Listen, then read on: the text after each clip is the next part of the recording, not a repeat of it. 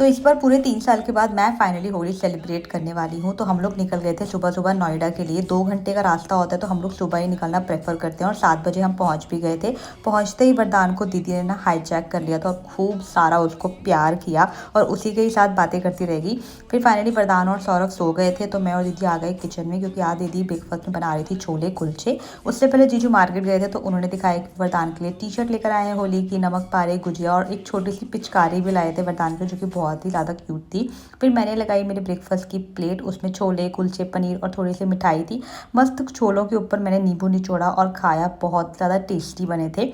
और फिर उसके बाद मैंने वरदान को नहला दिया था, उसे नहला धुला के तैयार कर दिया था। तो वरदान तो अपनी पहली होली के लिए फुल सेट है।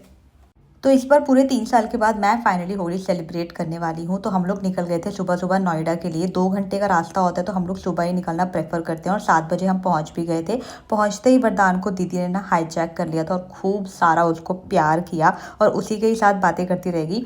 फिर फाइनली वरदान और सौरभ सो गए थे तो मैं और दीदी आ गए किचन में, क्योंकि आज दीदी ब्रेकफ़ास्ट में बना रही थी छोले कुलचे। उससे पहले जीजू मार्केट गए थे तो उन्होंने दिखाया कि वरदान के लिए टी-शर्ट लेकर आए हैं होली की, नमक पारे, गुजिया और एक छोटी-सी पिचकारी भी लाए थे वरदान के, जो कि बहुत ही ज़्यादा क्यूट थी। फिर मैंने लगाई मेरे ब्रेकफास्ट की प्लेट, उसमें छोले कुलचे, पनीर और थोड़ी सी मिठाई थी। मस्त छोलों के ऊपर मैंने नींबू निचोड़ा और खाया, बहुत ज़्यादा टेस्टी बने थे। और फिर उसके बाद मैंने वरदान को नहला दिया था, उसे नहला धुला के तैयार कर दिया था। तो वरदान तो अपनी पहली होली के लिए फुल सेट है।